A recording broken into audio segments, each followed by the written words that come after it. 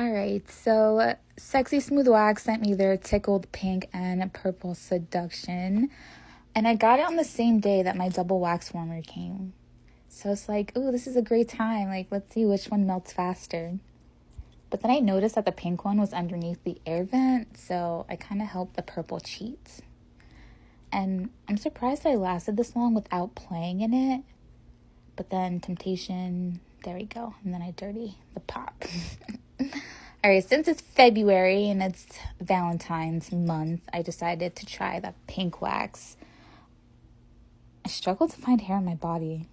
That's my inner thigh. I had to like zoom in so you don't see anything extra. But the Tickled Pink is really great at grabbing like the fine, thin hairs. Like it snatched all of them up. Look how smooth that is after. Baby soft.